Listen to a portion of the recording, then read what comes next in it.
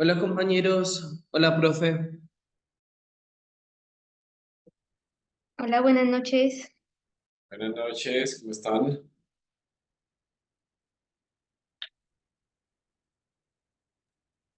Bien, profe, ahí ya listos.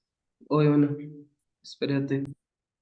Voy a contactar a mi compañero para que se conecte, no sé por qué no se ha conectado aún. Ok.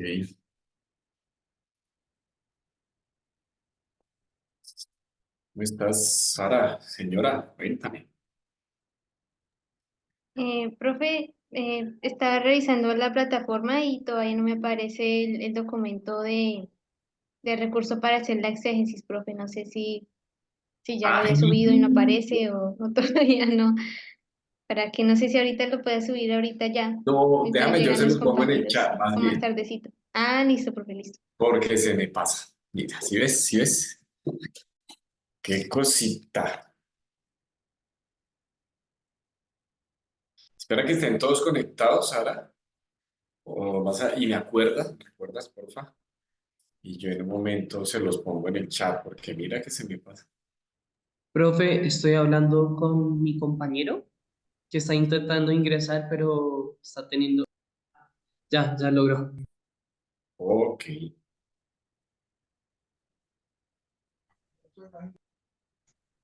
Buenas noches, compañeros. Buenas noches, profe. Buenas noches. Buenas noches, profe. Buenas noches. Buenas noches, profe. Buenas noches.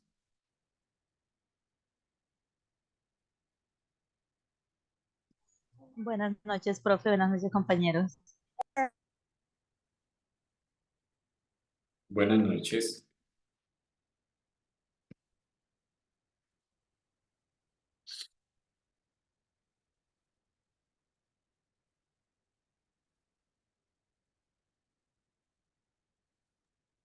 Cuando usted diga, profe. Sí, señor, cuando yo diga. Yo les cuento. Yo ya les digo en un momentico. Mientras tanto, váyanse poniendo como.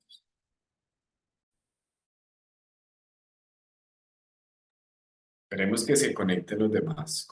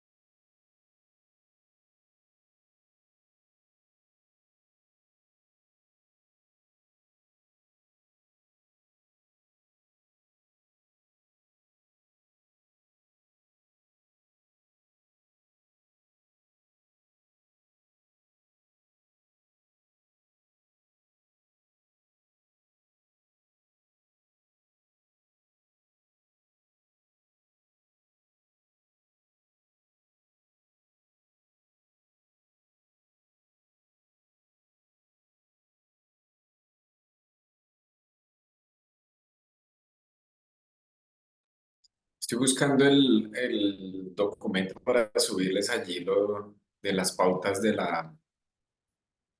esas sencillas pautas para la exégesis, entonces de un momentico, si lo logro ubicar, se los pongo aquí en el chat.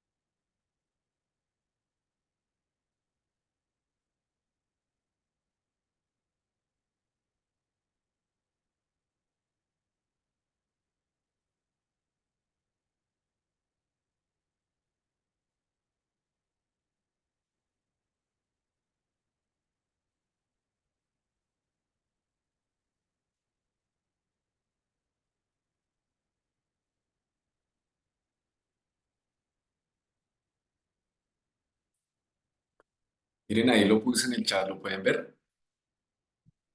Miren, ese es un PDF esto es de un curso de homilética que di para otra institución, entonces por eso aparece otro nombre en la plantilla y todo esto. De hecho, es un curso de homilética, no es un curso de exégesis, pero la primera parte les puede ayudar mucho, ¿sí? Déjenme un momentico, ya les muestro algo con relación a eso que les estoy diciendo. Entonces, a lo que me refiero es que hagan énfasis. ¿Lo puedes ver ahí, Sara? Muy bien. Sí, profe, ya lo descargué, muchas gracias. Miren, dice homilética, no le pongo eso. Esto es importante, miren, aquí, la formación de la idea exegética, ¿sí?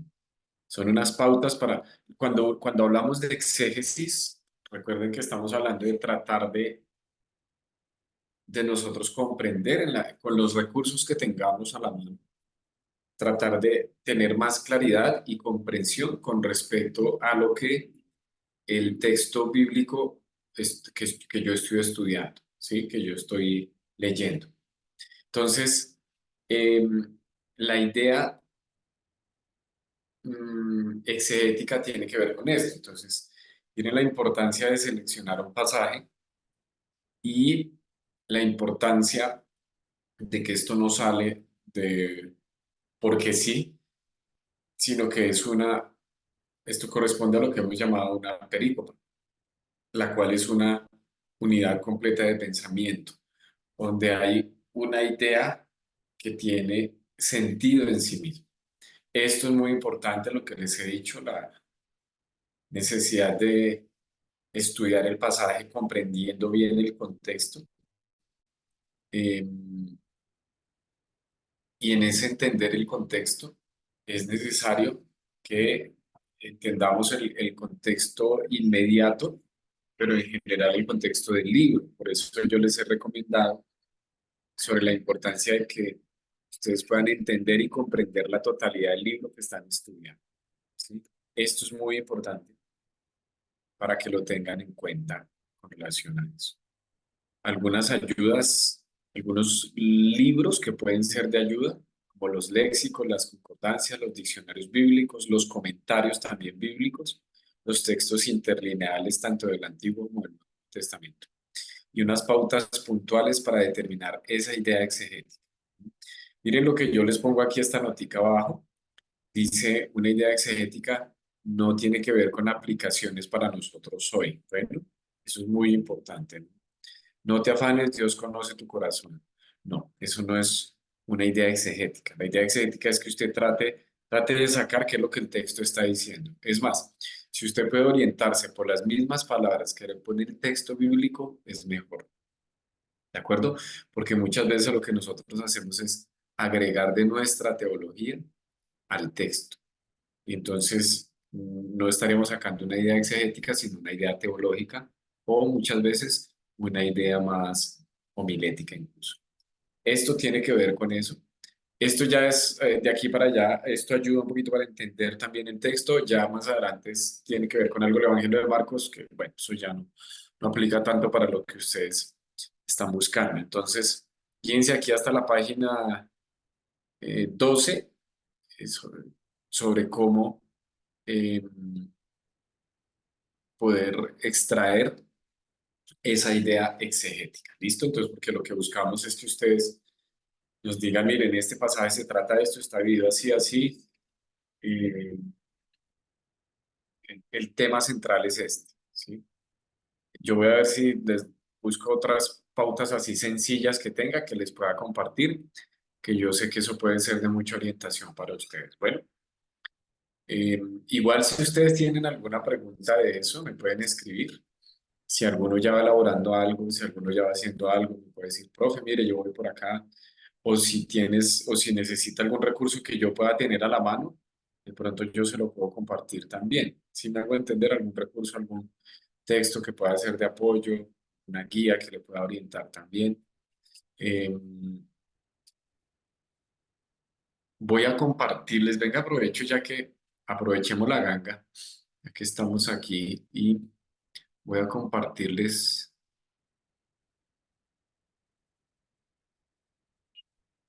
Esto les puede servir a ustedes, les sirve a ustedes, no les puede servir, sino que les sirve. No solo para el trabajo que van a hacer, sino para ustedes como estudiantes de la Biblia. Miren esa tesis que encontré, esto fue para un curso que di sobre géneros literarios en la Biblia.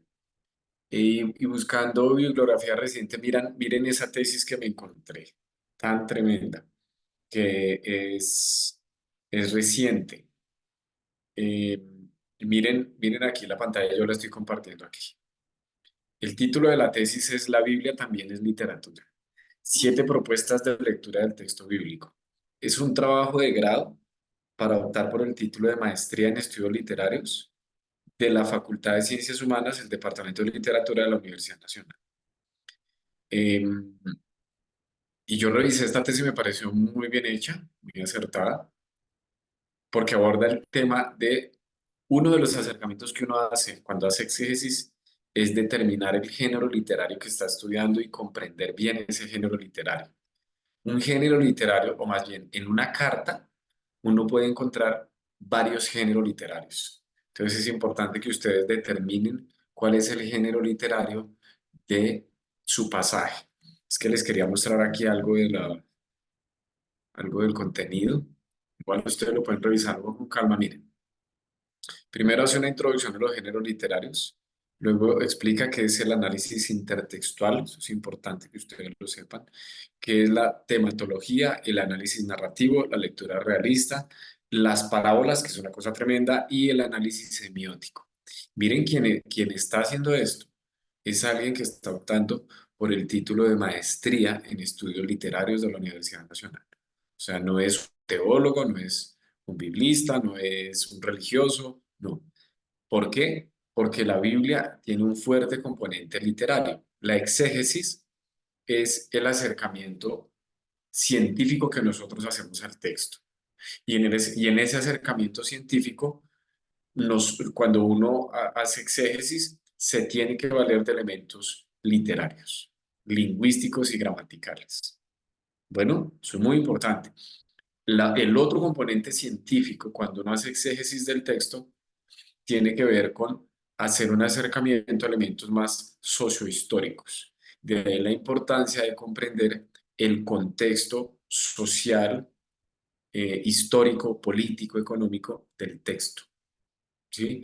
Entonces, miren ustedes que el estudio científico de la Biblia, o dicho en otras palabras, hacer una exégesis de un pasaje bíblico requiere, lo hacemos desde nuestro quehacer teológico, sí, lo hacemos desde nuestro acercamiento de estudio bíblico, pero en términos de disciplinas requiere el apoyo de disciplinas lingüísticas, como la filología o la misma lingüística, y por otro lado requiere apoyo de las ciencias sociales, ¿sí?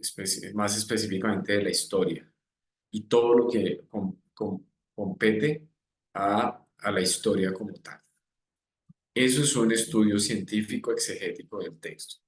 Entonces ustedes van a tener que mirar también elementos sociohistóricos del texto.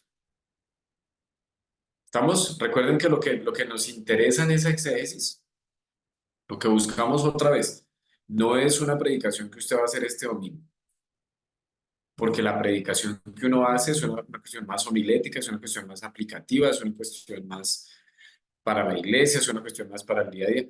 Lo que yo quiero que ustedes me muestren es la investigación que ustedes han hecho de ese pasaje que escogieron. ¿Listo? Tratar de entenderlo en ese contexto histórico. Y este texto que les pongo aquí, que es una tesis de maestría, les puede ayudar mucho en eso de los géneros literarios. Bueno, y voy a ver si les consigo otro documento así similar que les pueda ayudar en términos de historia. ¿Listo? Para que lo puedan mirar también.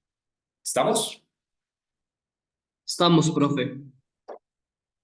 Listo. Vamos entonces a continuar con nuestro tema de hoy y, como bien lo saben ustedes, entonces seguimos con nuestras exposiciones y vamos a estar viendo, hoy tenemos, hoy y mañana vamos a estar viendo como tal la carta a los romanos.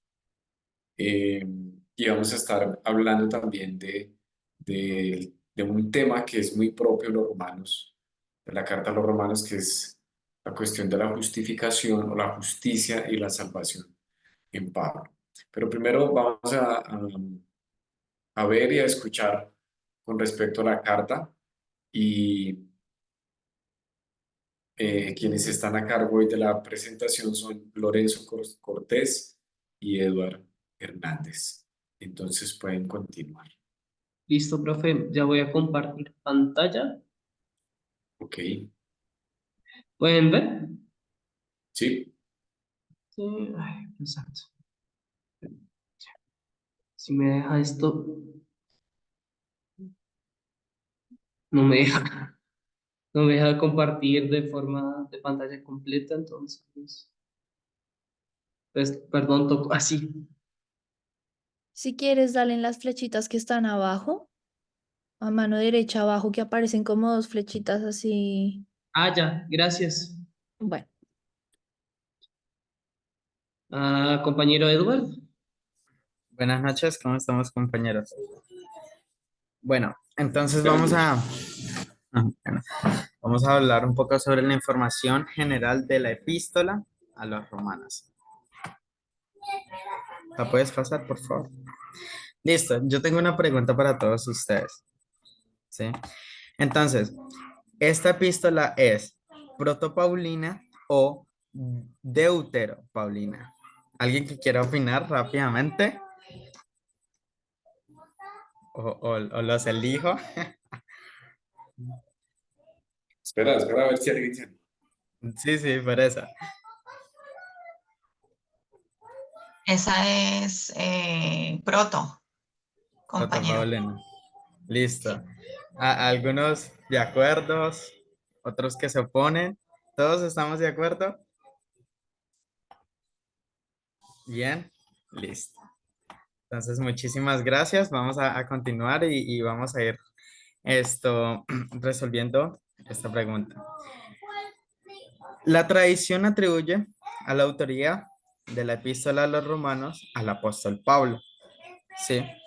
Pero hay diferentes personas que dicen que no, que es Deutero, ¿sí? Ya que su estilística y teologías que estudian con esta carta llevan, ¿sí? Llevan a que no es. Pero nosotros, investigando con Lorenzo, nos pusimos de acuerdo que íbamos con Lockward. ¿Listo? Entonces, para nosotros y en nuestra investigación, la carta es perdón, protopaulina. ¿Listo? ¿La puedes seguir? Es que la escribió Pablo. ¿Listo? Bueno, la fecha y el lugar de escritura de la carta, de la epístola. Entonces, nuestra investigación nos lleva a que en el año 56 y 58 después de Cristo fue donde se escribió esta carta. ¿Sí? Se cree que el apóstol Pablo escribe la carta cuando estaba en Corinto. ¿Listo, compañero? Entonces, bueno, el destinatario de esta epístola. La carta está dirigida a la comunidad cristiana en Roma, aunque no exclusivamente a una congregación específica. ¿Sí? Como su título lo dice, carta a los romanos, ¿sí? Nos lleva a que esta fue escrita para los cristianos en general en Roma, no para una iglesia específica. ¿Listo? Entonces, bueno, la situación de la iglesia.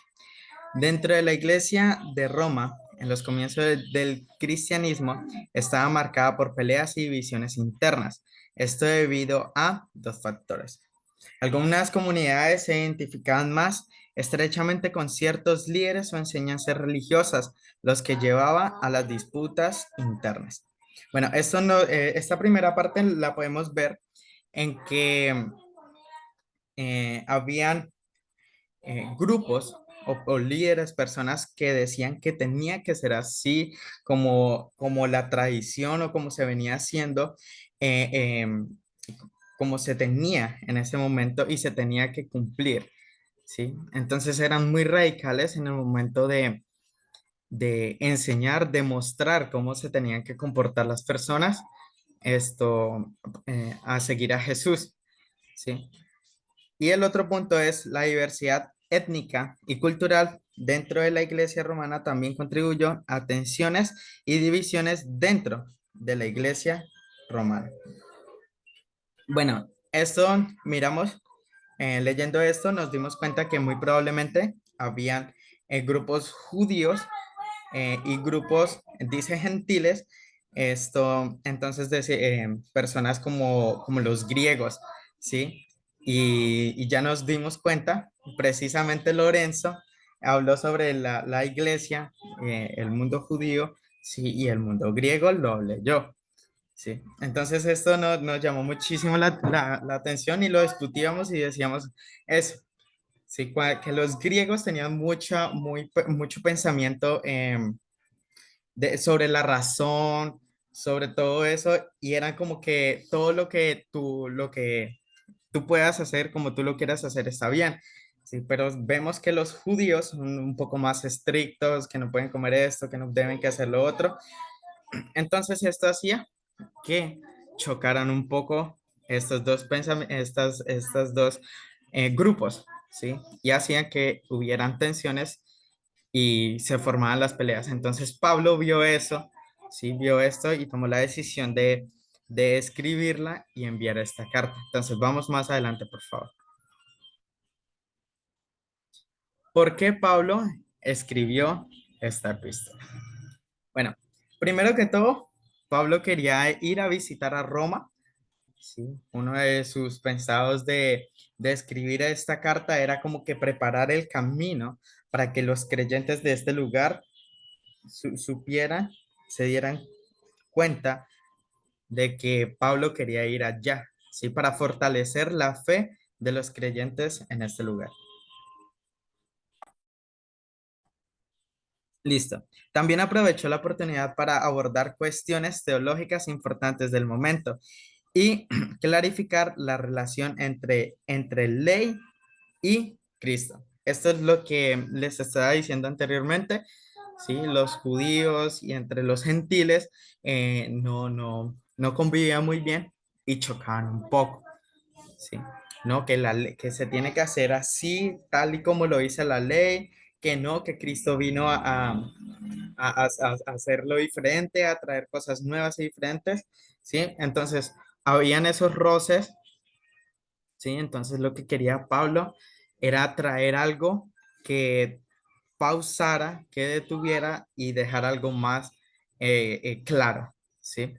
Entonces, seguimos con el tercer punto. Pablo aprovecha para defender su predicación debido a ciertas personas transgiversando Adicionalmente, Pablo afirma que los judíos y los griegos son iguales ante la revelación de la justicia de Dios en Jesucristo. Sí, esto siempre nos llevan al mismo punto, a la pregunta anterior, ¿sí? Que los cristianos se estaban chocando porque habían diferencias en cómo yo veo, cómo yo entiendo lo que Jesucristo vino a hacer, ¿sí? Lo que Jesucristo estaba haciendo, ¿sí? De cómo yo debo que vivir, de cómo yo debo que comportarme, de cómo yo debo que actuar, o qué puedo comer, qué no puedo comer, ¿sí? Entonces, principalmente por esto, ¿sí? Pablo toma la decisión de escribir la carta. Entonces, ¿podemos seguir, por favor? Listo. Listo. Entonces ya mi compañero Lorenzo les va a hablar un poco más. Hola, de una vez, pues aquí les pido, ¿ustedes están viendo la presentación o hago una pregunta? Sí, amigo, yo lo estoy viendo. Ah, listo, perfecto. No, se ve pequeño otra vez, Lore. Sí, es que no se me olvidó pasar lo que tenía las notas de Word a mi celular. Entonces, aunque sea para la primera parte, van a tener que lidiar con una pantalla chiquita. Les pido disculpas. Entonces, ya mi compañero dio unas generalidades de la epístola a los romanos.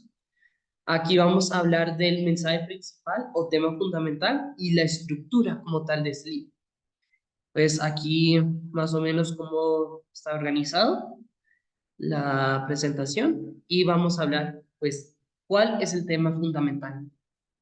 Pues al comenzar a investigar esto, yo encontré algo muy interesante y es que hay muchísimas diferentes opiniones de cuál es el tema fundamental.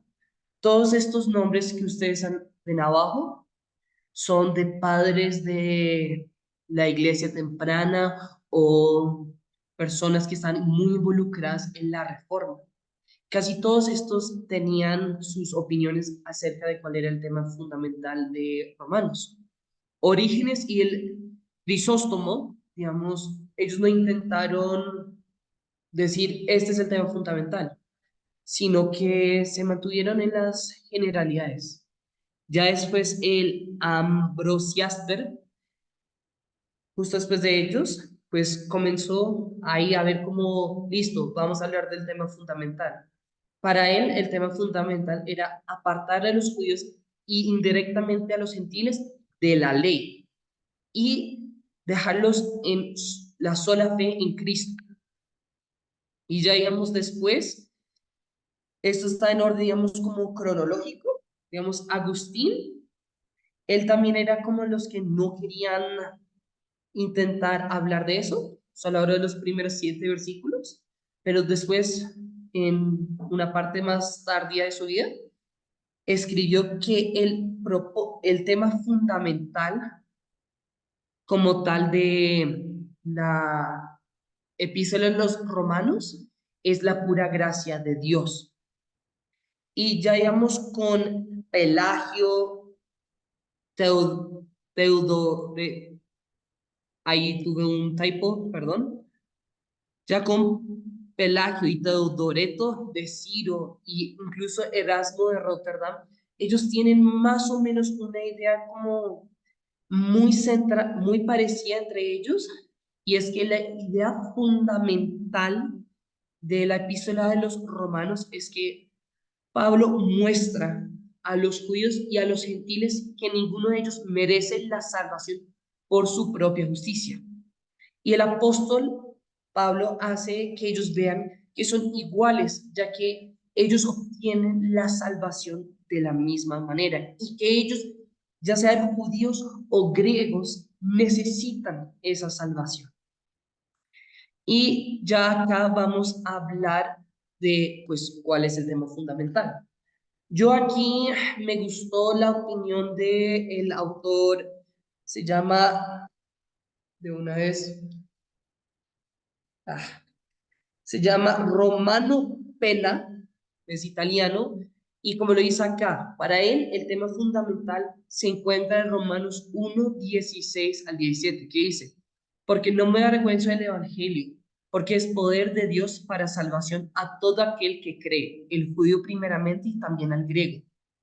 Porque en el Evangelio la justicia de Dios se revela por fe y para fe, como está escrito, mas el justo vivirá mas el justo por la fe vivirá. Y acá pues cita textualmente apenas, y es que el tema fundamental es, el Evangelio revela la justicia salvífica de Dios por igual para judíos y para gentiles. Y esto es importante, ya que creo que mi compañero lo logró abordar un poco. Dentro de la iglesia de Roma, algo de lo que estaba pasando es que habían tensiones, no solo porque pues habían algunos que se estaban, digamos, yendo por estas enseñanzas y por estos líderes y causando división, sino también se están viendo como esas diferencias étnicas que existían dentro de los miembros de la comunidad romana cristiana. Entonces, esto acá es algo importante, ya que el apóstol Pablo está recordando, oigan, sin importar si ustedes son judíos o griegos, ustedes, el evangelio es igual para los dos, ya que les revela la justicia salvífica de Dios. Y ya con eso en mente, vamos a entrar a la estructura de esta epístola. Y ahora, pues, como con cualquier libro de la Biblia, van a haber varias estructuras. Esta estructura yo la tomé de Clooney y es una estructura relativamente simple. Como se puede observar ahí, esta epístola en 3 partes. La Romanos 1 al 8 es porción doctrinal, Romanos 9 al 11 es porción histórica y Romanos 12, 16 es una porción práctica. Pero a mí se me hace que esta división le falta como más detalles. Entonces, pues yo me guié por la división que hizo Romano Pena. Y la primera parte son elementos formularios del marco epistolar. Entonces, digamos, aquí de Romanos 1 al 7 está el preámbulo, como ese salud que hay. Después viene la fórmula de acción de gracias a los romanos, que es de Romanos 1, 8 al 15. Y ya para lo último, para terminar, está un epílogo epistolar que va de Romanos 15, 14 al 16, 2. Y por último, los saludos finales que van desde Romanos 16, 3 al 27. Y ya teniendo eso en mente, podemos entrar a dónde está lo que se podría decir como más contenido, como la doctrina como tal, que se encuentra en el libro de los Romanos. Y podemos ver que la estructura de esta epístola es claramente dividida en 2 partes, una parte contemplativa y una parte activa. La primera parte, la parte contemplativa, va de Romanos 1, 18 hasta el capítulo 11, versículo 36. Y como lo explica Pena, esta parte está dedicada a la naturaleza del evangelio y los elementos constitutivos de la identidad cristiana, mientras que la parte activa como tal, que va de Romanos 12, versículo 1, hasta Romanos capítulo 15, versículo 13, habla, digamos, versa sobre las consecuencias y exigencias morales concretas que se derivan del fundamento que se dio en la parte contemplativa. Y hay algo que me llamó la atención, y es que dentro de esta división se ve que la primera parte es mucho más grande que la otra. Y Romano Pena da una explicación, y es que él dice que si nos guiamos por Gálatas 5:6, se puede ver por qué esto es así. Y Gálatas 5:6 dice, lo que cuenta en Cristo ni son la circuncisión ni el prepucio, sino la fe que se vuelve más activa mediante la caridad. Y aquí podemos ver que el fundamento del cristianismo no es la caridad, sino la fe. Pero aquí es algo importante, que esa fe no puede permanecer muerta. Por el contrario, debe manifestarse en obras que muestren el amor de Cristo. Y si queremos simplificar, digamos, esas dos partes, podemos decir que la primera parte está dedicada a la fe y la segunda parte es dedicada a la acción. Ya habiendo visto la estructura de esta epístola, pues vamos a hablar de otras ideas importantes que hablan. Aún están viendo la presentación, ¿sí? No No, paré. aquí quitaste. Ay, perdón. Acá. Ya. Otras ideas importantes que se hablan dentro del libro de los Romanos. Y ese, como decía el profe en la clase anterior, si mal no estoy equivocado, Romanos es una carta que tiene muchísimo contenido, que incluso en algunas sedes educativas le dedican todo una clase. Y esto es importante, ya que dentro de esta carta vemos varios temas que son cruciales para el cristianismo. El primero de estos es la justicia de Dios. Aquí el apóstol explica cómo esta justicia de Dios es punitiva, pero también es imparcial.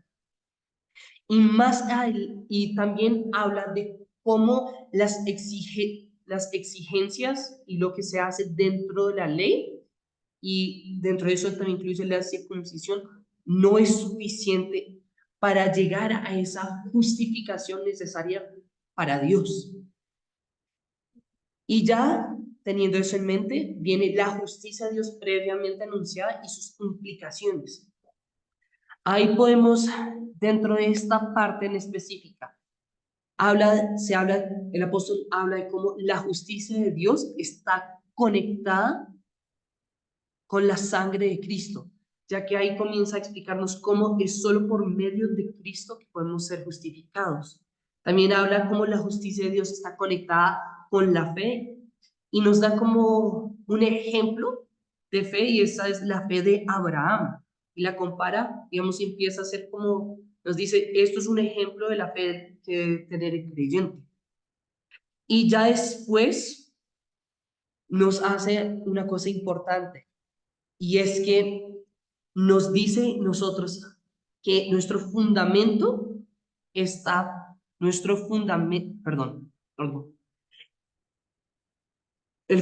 nuestra reconciliación con Dios es Cristo. Y por último nos da una comparación de cómo el pecado entró al mundo por Adán y se va. Y ya después comenzamos con el siguiente tema, que es el cristiano en Cristo. Aquí en esta parte nos está hablando de cómo nuestra vida como cristianos debe cambiar, y aquí dice todo esto está mediado por el bautismo, y según Pena. Y aquí se habla de varias cosas, como la superación del pecado, ya que nosotros estamos muertos al pecado y hemos sido, ¿cuál es? Hemos sido, se me fue la palabra. Bueno, debido a la muerte, nosotros hemos muerto con Cristo y resucitado con Él, ya estamos muertos al pecado, pero también ahí se habla de cuál es nuestra relación con la ley, debido a esa resurrección con Cristo. Y por último, se nos habla acerca de cuál es la relación entre el pecado y la ley.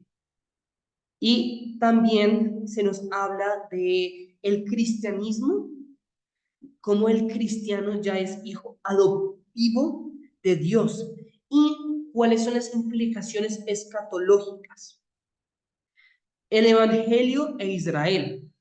Aquí el apóstol Pablo, desde el capítulo 9 a parte y todo el capítulo 11, les habla, yo creo que esta parte es más dirigida como a los creyentes de trasfondo judío, debido a que aquí el apóstol Pablo habla acerca de cómo Dios escogió a Israel, pero que también decidió por gracia escoger que otras personas fuera de Israel fueran salvas.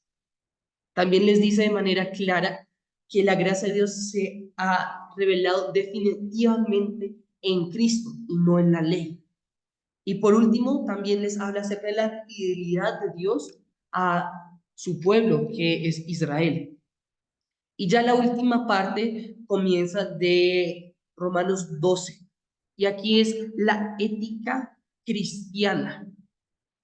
Aquí hay algo importante y es que Pablo intenta mostrarles, como llamarles la atención a sacar consecuencias éticas adecuadas del mensaje que está sacando.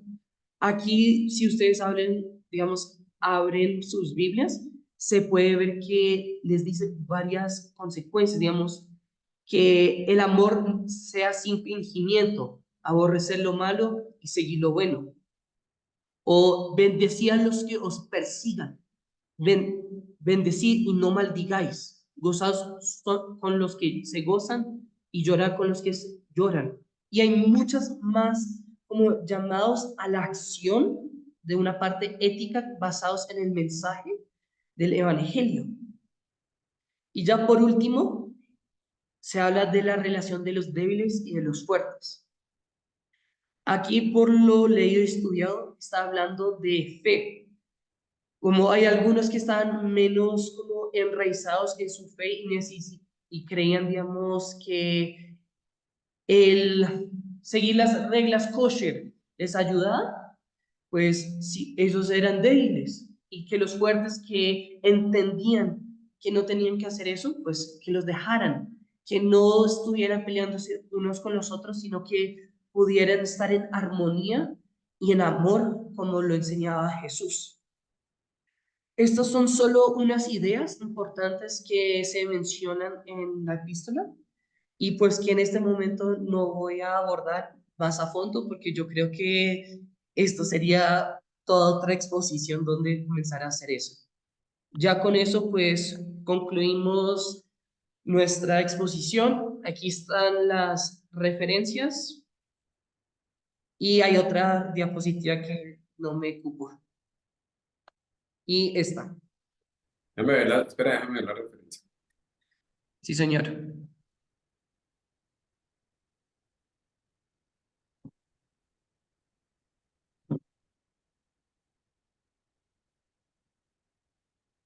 Bien, y la siguiente. Bien, bien, gracias. Voy a parar de compartir de una vez.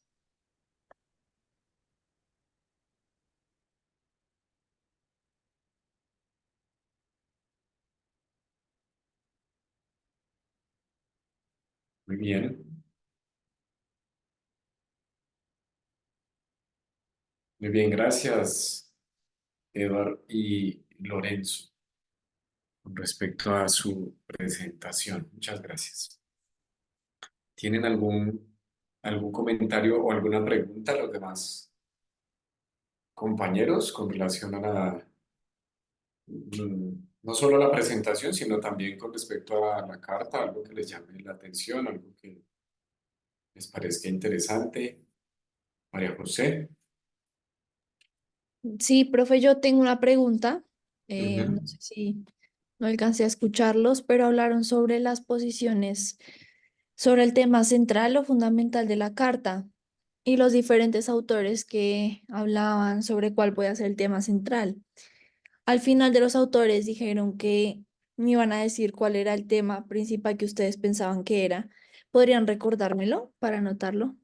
Claro, el tema principal que nosotros pues acordamos debido a la investigación fue uno que da Romano Pena y está basado en Romanos 1, 16 al 17 y es que el Evangelio revela la justicia salvífica de Dios por igual para judíos y gentiles. Esto pues también, que se me olvidó decirla en la presentación, pues se parece muy similar a otra parte en Gálatas, donde habla que no hay diferencia entre ni judíos, ni gentiles, ni hombres, ni mujeres, que se me olvidó la cita, pero quería mencionar eso. Gracias.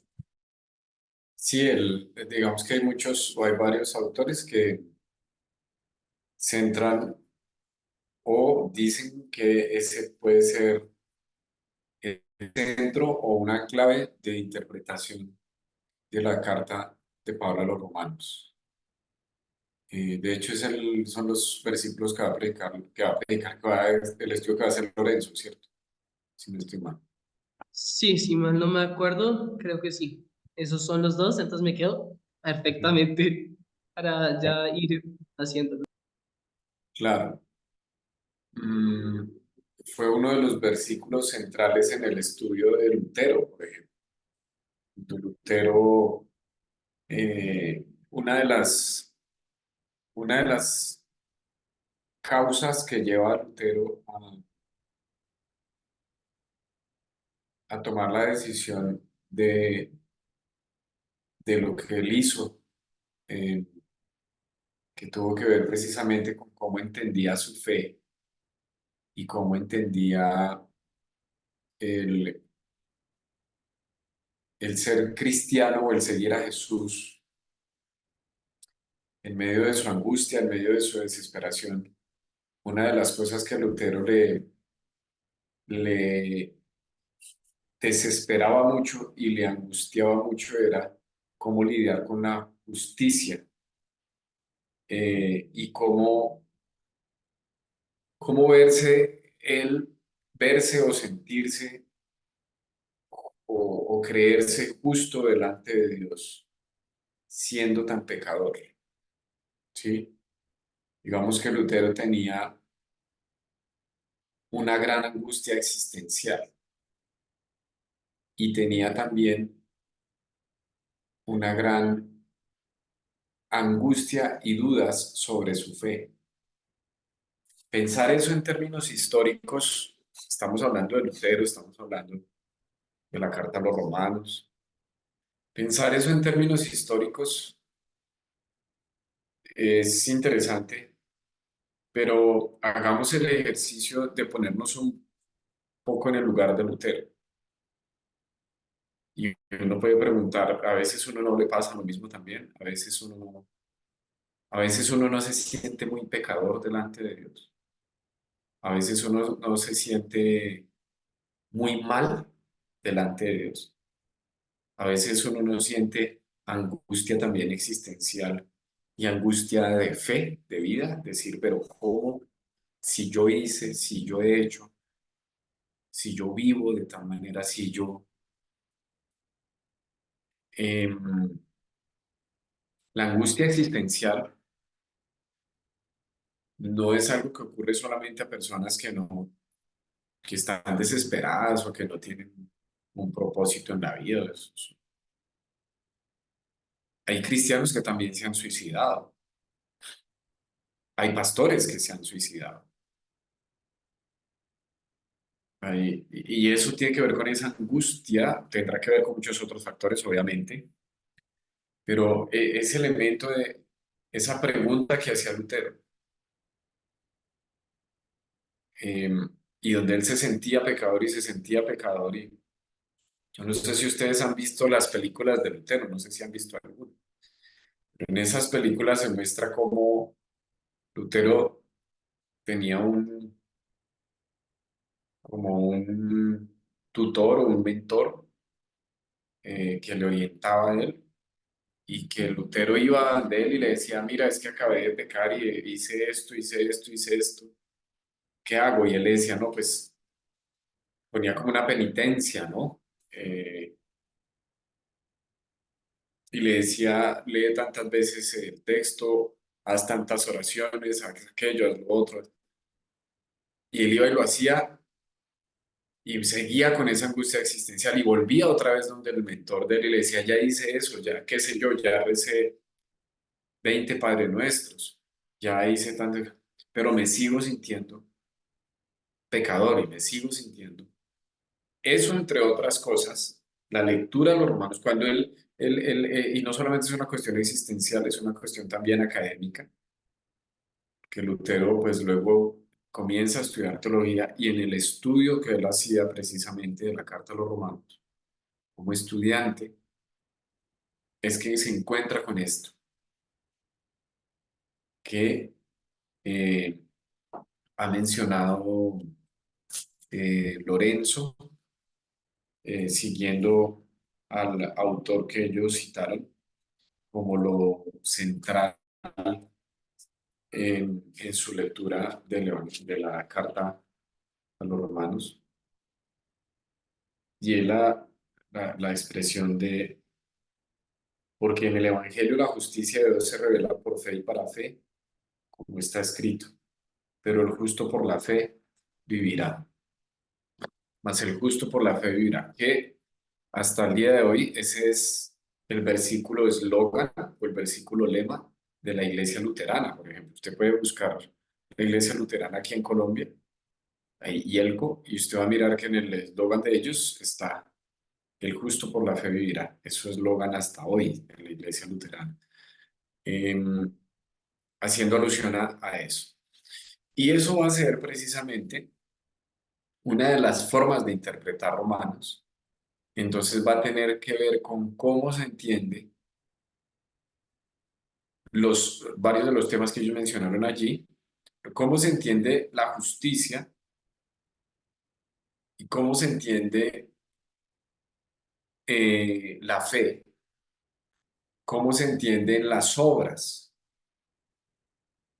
en medio de todo esto. ¿Cómo se entiende eso? Si solamente se trata de la fe, de creer, no se trata de las obras, entonces pues no vamos a hacer obras. Por esa razón, a Lutero no le gustaba mucho la carta de Santiago, porque la carta de Santiago dice que la fe sin obras es una fe muerta. Y la carta de Santiago dice, muéstrame tu fe por tus obras. Es decir, la carta de Santiago es bien interesante. Entonces Lutero decía, uy, pero ¿cómo así? Que muestre mi fe por mis obras. Entonces me toca hacer y hacer y hacer para... Y hasta hoy sigue ese debate, ¿no? Hasta hoy sigue esa manera de entender el texto. Muy bien, muy bien. Gracias por la pregunta, María José. Otra pregunta, otro comentario que les llame la atención de Romanos o que tengan al respecto.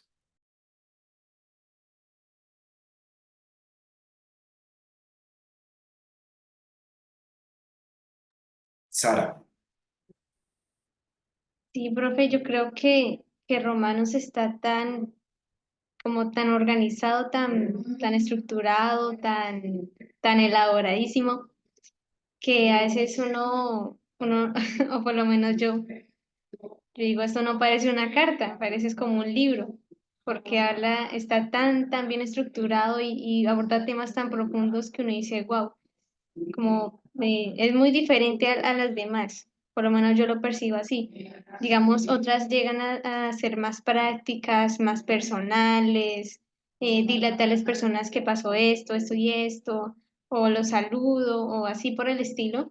Y no estoy diciendo que Romanos no haga eso, sino que es muy diferente, es bien diferente. Y recordé, no me acuerdo en cuál clase era, de pronto era profundización del Nuevo Testamento, que veíamos acerca del canon del Nuevo Testamento y veíamos que inicia con los evangelios y que los evangelios son una transición del Antiguo al Nuevo Testamento, pero veíamos que Romanos, aunque no fue la primera carta que se escribió del Nuevo Testamento, está ubicada después de los evangelios por su alto contenido teológico y dogmático o doctrinal. Entonces, podemos ver eso también, que bueno, después de los evangelios sigue de la carta, no, el libro de los Hechos, pero después sigue Romanos, como la primera carta del Nuevo Testamento organizada así en el canon. Entonces, es como ese alto contenido, eh, sobre todo de la salvación por la justicia de Dios, por la justificación. Eso es lo que más resalto de Romanos, porque a uno le responde muchas preguntas que uno en la vida se va a llegar en la vida va a llegar a tener como cristiano. Por ejemplo, cómo es que eran salvos en el Antiguo Testamento si todavía no estaba Jesús, cómo es que se salvan las personas que no conocen a Dios o que nunca han escuchado acerca de Jesús. Ese tipo de cosas acerca de la salvación se pueden responder con la carta a los romanos. Y bueno, ese es un tema que ya van a exponer mañana, yo creo, o no sé si ahorita, mi compañera Majo y mi otra compañera. Y sí, es como el tema más, como, o sea, para mí es el tema más profundo de la carta a los romanos, es el tema de la justificación. Y pues qué chévere que haya sido escrita esa carta porque de verdad que tiene muchísimo contenido. Y bueno, eso resalto, profe. Gracias.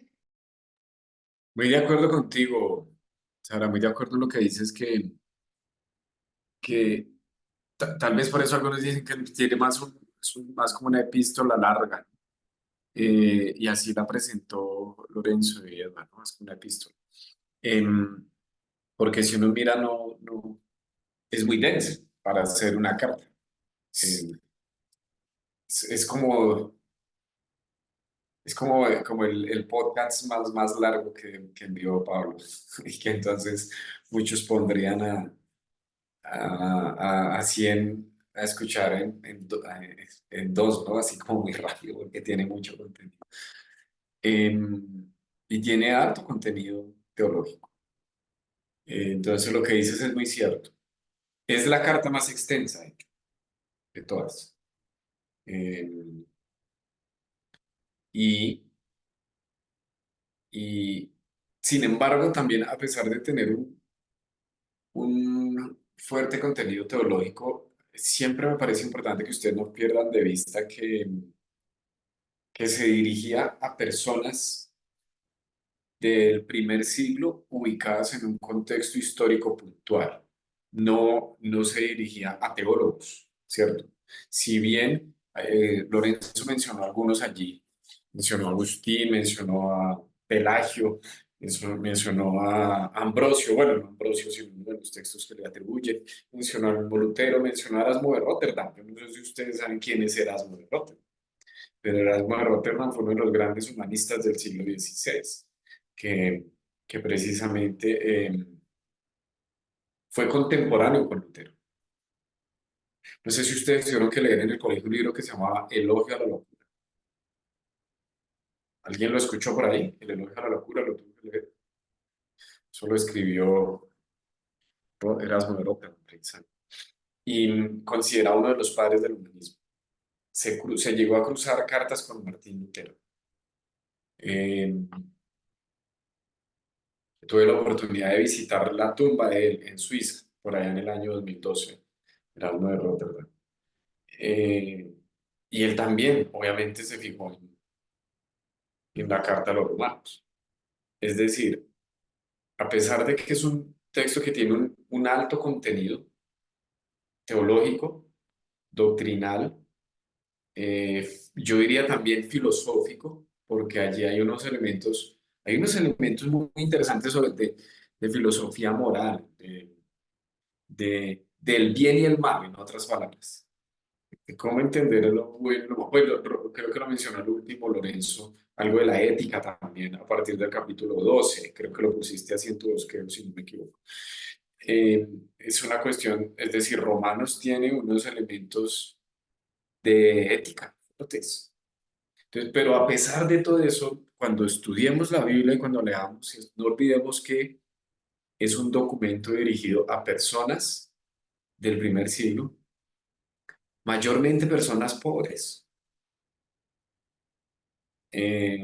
mayormente personas analfabetas, mayormente personas muy vulnerables en términos socioeconómicos, en términos culturales. Entonces, póngase usted a pensar esa carta con ese contenido para personas así. Bueno, eso es interesante, ¿no? Es interesante también. Que nos lleva entonces a mirar ese texto de una manera también más humana, más cercana, más cercana a nuestras realidades. Es una carta, dirían algunos también, ambiciosa.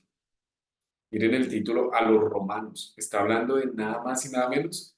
Está refiriéndose a la capital del Imperio Romano.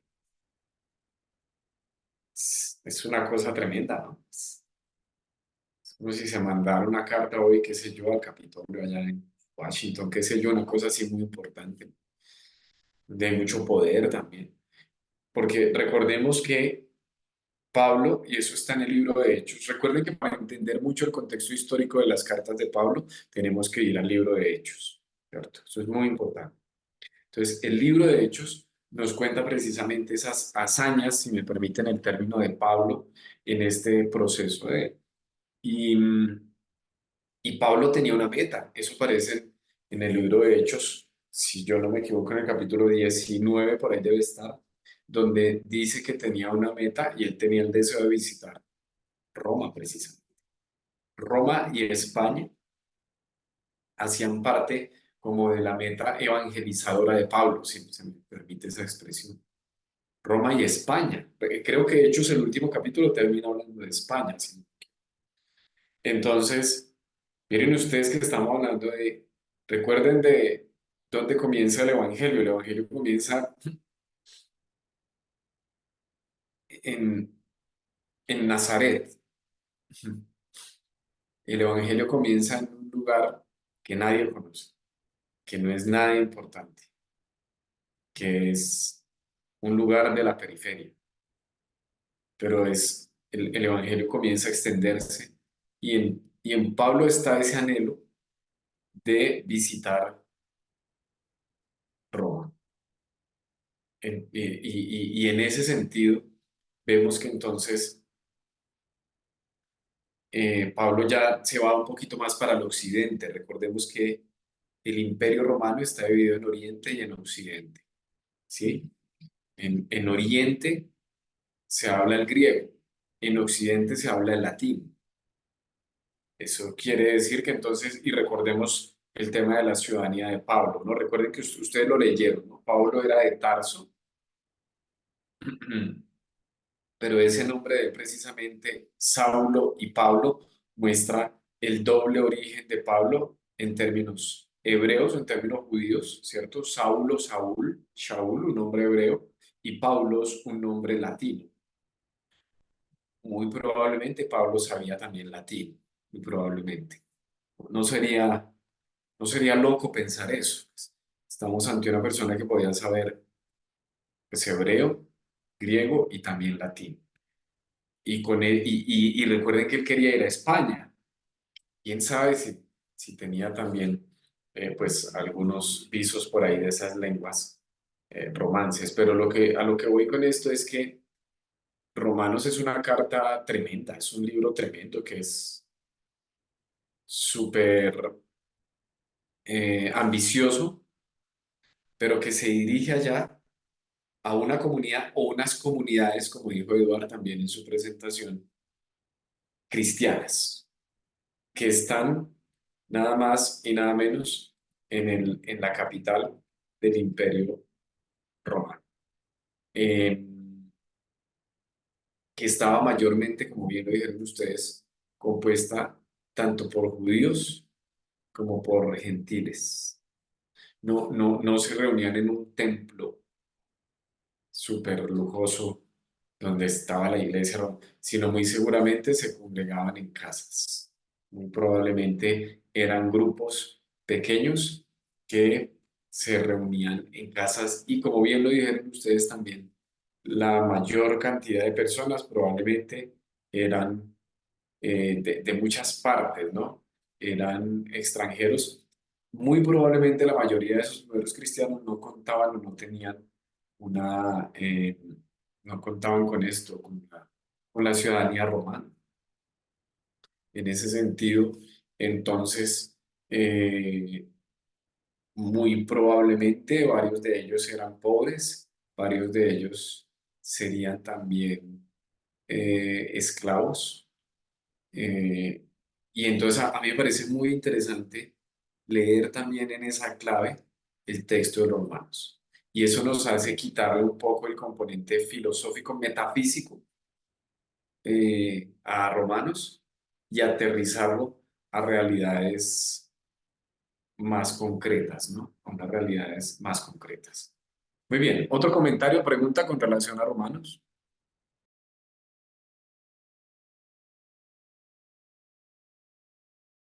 Sebastián.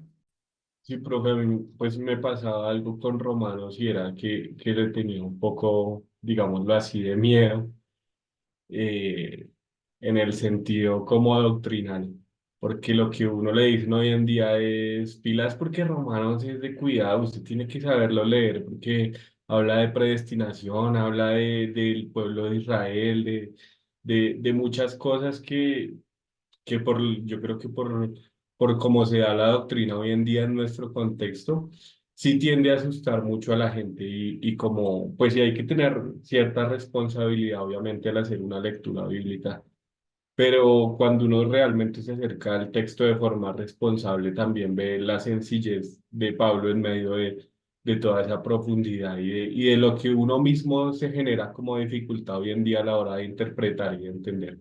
Pero uno ve la sencillez de él en explicar lo que decían los compañeros, ¿no? La justicia de Dios. Importante tu comentario, Sebastián, porque eso pasa.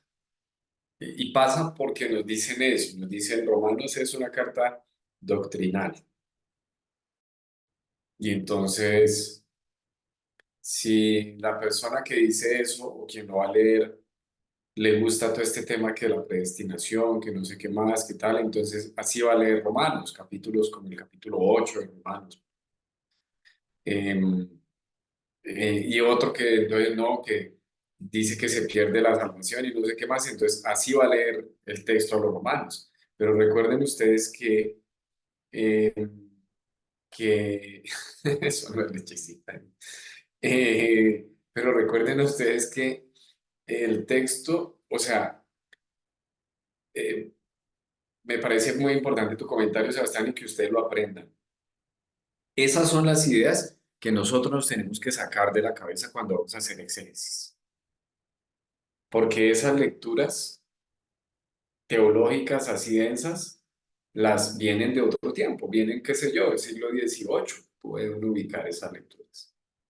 Vienen, son lecturas teológicas que en algún momento a algún teólogo le pareció, pero que pierden de vista el contexto sociohistórico en el cual se dio ese texto. ¿Me hago entender? Entonces, la iglesia, como yo les digo, que estaba, o las comunidades de Roma, eran comunidades judeocristianas que estaban en la capital del imperio, que muy probablemente eran comunidades pobres y que muy probablemente tenían que vivir también con todo lo que implica vivir en una ciudad de esas. Y no hacer parte también de la religión oficial. Entonces, con todo lo que implicaba no seguir la religión del emperador. Recordemos que el imperio romano era sincretista y lo hemos mencionado en otras oportunidades. Eso nos debe llevar a pensar y a concluir que entonces los cristianos del Nuevo Testamento, del primer, segundo siglo, no fueron perseguidos únicamente ni principalmente por cuestiones religiosas, porque se omitían distintas religiones, sino por las implicaciones en lo ético, en lo político, en lo económico, en lo cultural de su práctica de fe. Entonces, Pablo, claro, Pablo menciona temas teológicos, pero se está dirigiendo a una comunidad de creyentes humildes, vulnerables, muy plurales también, gentiles, judíos, y Pablo en buena medida entonces va a criticar también tanto aspectos relacionados con la religión judía. El texto de los romanos va a dirigirse mucho a temas, a cómo entender la ley judía, lo mencionaron también ustedes en su presentación, pero también las otras religiones y filosofías romanas también. Entonces, eh, Pablo va a hacer un desafío a esos postulados, pero esos desafíos no van a ser solamente desde lo intelectual, sino también desde lo práctico. Y por eso rescato mucho o resalto mucho más bien eh, que ustedes mencionaron algo de la ética en los romanos, porque hay elementos que tienen que ver con eso. Es decir, a Pablo le importa cómo viven ellos, no solamente lo que ellos saben o lo que ellos piensan o lo que ellos creen. Ah, y eso nos dice mucho. Es decir, eso no es un tratado, en primer lugar, Romanos no es un tratado de teología sistemática.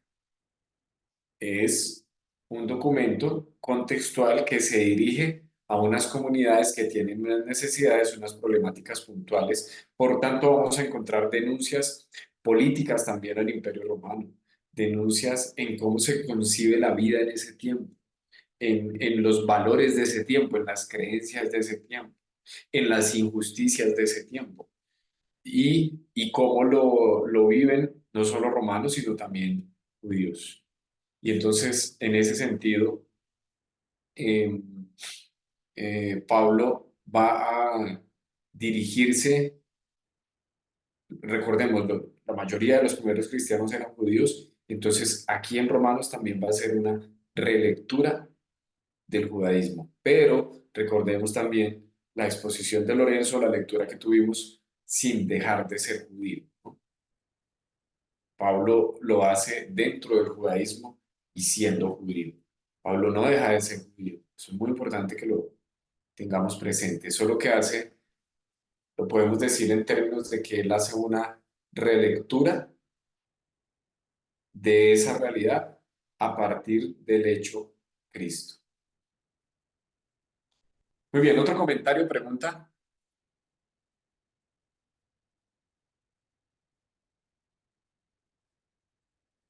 Miren, déjenme leerles aquí algo, una nota que tengo de Néstor Míguez eh, con respecto a lo que estamos hablando de eh, el contexto al que se dirige esta carta. Dice, el conglomerado judeocristiano de Roma estaba compuesto por gentiles, judíos, gentiles, coma, judíos, coma, judíos de la diáspora, prosélitos y temerosos seguidores de Jesús. Son como varias categorías ahí, ¿no? Gentiles, judíos, judíos de la diáspora, prosélitos, temerosos seguidores de Jesús. Al hablar de la comunidad de fe en Roma, hay que considerar, dice Néstor Víguez, dos aspectos fundamentales. Primero, que es una comunidad compleja, ya lo hemos dicho, donde coexisten diversidad de tendencias, donde han experimentado el desplazamiento, la necesidad de recomposición de sus postulados teológicos. Por otro lado, es una comunidad que vive en el centro del poder imperial y que reconoce de primera mano las consecuencias de ese poder. Es decir, no debemos nosotros olvidar que Pablo, cuando escribe esta carta, sabe a quién se la está dirigiendo. Miren la importancia de saber a quién se dirige la carta y sabe lo que le está diciendo a estas personas. Entonces,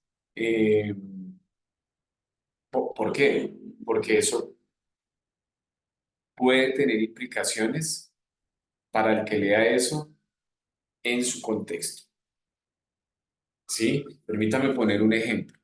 Es como si usted le, como si hoy un pastor o una pastora, como ocurre en nuestro país, vive o tiene su iglesia, su ministerio está en una zona donde hay, qué sé yo, un tráfico fuerte de drogas, ¿sí?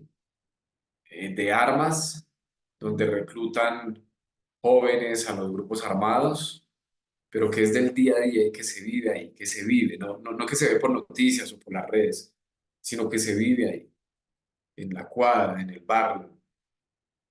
Y es como si ese pastor o esa pastora recibieran una carta diciendo, miren, usted no va qué sé yo, a permitir ninguna forma de tráfico entre las personas de la iglesia. O usted debe denunciar ese tráfico de drogas o de armas contra esos líderes de esos grupos que están dirigiendo eso. O usted tiene que predicar en contra del reclutamiento de jóvenes a grupos armados. Póngase usted a pensar en eso. Si la persona está en ese contexto, el pastor está en ese contexto, la pastora está en ese contexto, y recibe ese mandato, esa orden, eso tiene implicaciones para la vida. ¿Sí o no? Hasta el pastor lo pueden matar por eso. Hasta le pueden ir a decir, oiga, cierre, deje de predicar eso. O usted, ¿por qué nos viene a decir tal cosas? Entonces, con esa, yo pongo el ejemplo que son ejemplos reales, que así pasa en nuestro país. Pero es para que también cuando nosotros miremos la Biblia comprendamos que ella se da en esas realidades. ¿Sí me hago entender? Que no es un libro de entretenimiento donde están leyendo ahí cosas que no son. Lo que dice ahí tiene que ver con la vida. Tiene que ver con la vida. Por eso en el documento se va a hablar acerca, en la carta a los romanos se va a hablar acerca de la vida en la comunidad, dentro de la comunidad, pero también de la vida en la comunidad fuera de. Y eso nos trae Romanos también. Es una carta más que existencial, es una carta muy contextual, ¿sí? Es una carta muy, muy rica en esos elementos realistas de Romanos. Muy bien, otro comentario, pregunta. Creo que la presentación de Lady de María José nos queda para mañana, ¿cierto? Porque yo creo que en 10 minutos está un poquito más complicado. Pero creo que esto también ha dado un panorama para el tema que ustedes van a abordar, ¿no? Que tiene que ver con varios, ellos han mencionado algunas cosas, digamos, en términos generales, pero que mañana vamos a ver en términos más específicos con relación al problema o al tema más bien de la salvación y de la justicia, si no estoy mal, es eso, ¿cierto? Muy bien.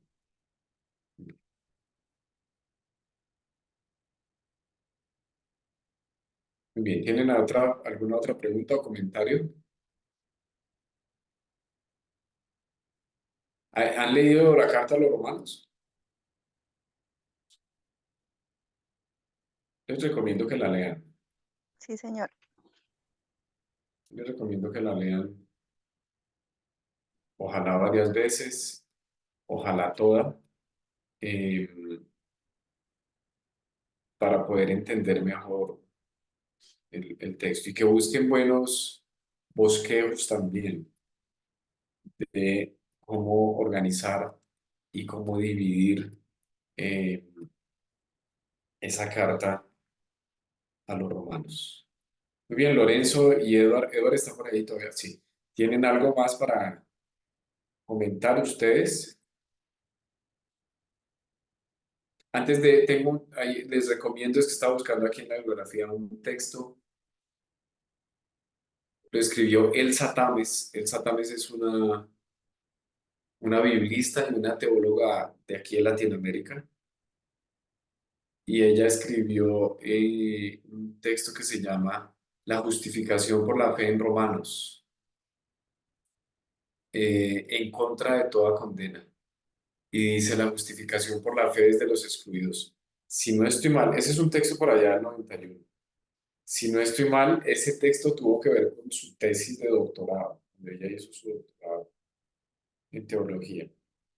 La doctora Elsa Tames es de las pocas teólogas de esta generación, de esa generación que aún viven. He tenido la oportunidad de estar un par de veces con ella. Yo tomé con ella un par de clases en la Universidad Javeriana hace ya varios años. Y tuve la oportunidad de compartir con ella hace poco con la señora, con doña Elsa, la justificación por la fe en Romanos. Ella aborda este tema desde el contexto latinoamericano. Es una cosa bien interesante lo que ella hace. Eh, pero bueno, Lorenzo, Edward, ¿algo más para destacar, para comentar? No, señor. ¿Cómo se sintieron con Por el mi tema? lado tampoco. ¿Les pareció un poquito complejo? ¿Leyeron toda la carta? Sí, profe, ahí lo leímos. Y la verdad, digamos, yo, mucha la información que yo utilicé, la encontré por Romano Pena, este Sí. libro. Y al fin ese libro fue el de la JAE. Sí, que le pedí a mi hermano que lo sacara. 1345 páginas. Vean. ¿Y le sacaste copia o lo sacaron prestado? No, lo saqué prestado, Ay, pero estoy viendo a ver cuánto. Estoy pensando en hacerlo, pero tendré que dejarlo varios días. Entonces voy a ver. muy bien, está bien. No, los libros que ustedes mostraron ahí que consultaron al final de la bibliografía fueron buenos documentos, Lorenzo. Yo les valoro eso y destaco eso también. Muy bien. Mañana entonces vamos a tener la presentación sobre la justicia y la salvación en Pablo. La próxima semana tenemos la carta a los Efesios. Ahí está a cargo Jamie Rojas y Alexander Yalanda. ¿Sí? ¿Estamos? Jamie, Alexander. Sí, señor. Ok. Jamie creo que estaba yo la vi conectada, ¿cierto? Entonces, ustedes están con la carta a los Efesios y tenemos el tema de eclesiología, la iglesia como comunidad, a cargo, también de Jamie Rojas, a ella le toca el tema, pero ahí está en ese tema con María Fernanda Bermúdez. Sí, estoy en lo cierto, María Fernanda está por ahí. Sí, señor. Pero es la próxima semana, ¿cierto, profe? Sí, señora, la próxima semana. Sí, sino que les voy diciendo para recordárselo, no ahí de pronto se les pasa. Entonces, el Efesios y la iglesia como comunidad. Hay un libro, bueno, yo no sé si ustedes ya prepararon, pero hay un libro que me acabo de acordar, lo escribió un profesor mío, él se llama Fernanda Vilio Mosquera, María Fernanda, y es un comentario a Efesios, es un comentario exegético y teológico a Efesios. El libro se llama La Iglesia como Comunidad Alternativa. Me acuerdo mucho porque yo lo leí y lo estudié hace rato. Por si lo pueden encontrar, el autor es Fernando Abilio Mosquera Brandt. La Iglesia como Comunidad Alternativa es un comentario exegético y teológico de Efesios. Un librazo, se lo recomiendo a todos ustedes, si les interesa conocer y tener una guía más en ese sentido. ¿Me Muy bien. recuerdas, profe, el autor? Señora, Profe, ¿me permítame, recuerdas? espérame, te lo pongo aquí en el chat.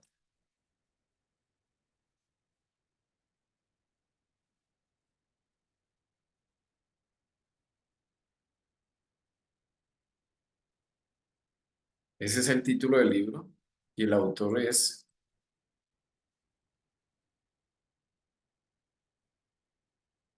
gran profesor mío, que hasta hoy es profesor todavía, gran biblista, teólogo y filósofo él. Hasta hoy es profe él, ya tiene sus añitos, gran maestro. Y algo muy bonito, don Fernando es de el municipio de Ismina, Chocó. Es chocuano, él es de Ismina, pero es un gran académico de los pocos que hay en el contexto cristiano evangélico, es un gran biblista, un gran teólogo. Si pueden conseguir ese libro y leerlo, aborda el tema bellísimo no solo de Efesios, sino también de la iglesia como comunidad. Entonces ese libro le sirve a Jamie, a Alexander, a María Fernanda, bueno, y a todos ustedes que están en el curso. Y de hoy en 15 eh, tendríamos el último tema que es la primera y la segunda carta a Timoteo. Estaría la primera carta a cargo de Augusto y María Fernanda. ¿Sí? ¿Estamos bien? Y la segunda carta a cargo de Sebastián. ¿Estamos bien? Y recuerden que para nuestra última sesión, mayo 29 y 30, vamos a escuchar los resultados de sus exégesis. Muy bien. Nos vemos mañana, Dios mediante, y mañana tendremos el placer de escuchar a María José y a Lady. Pero eso nos queda para mañana. Bueno, Gracias, profe. Bueno, profe, feliz gracias. noche. Gracias, maestro, Chao. muy Gracias, amable. profe. Que Dios le bendiga. Hasta luego.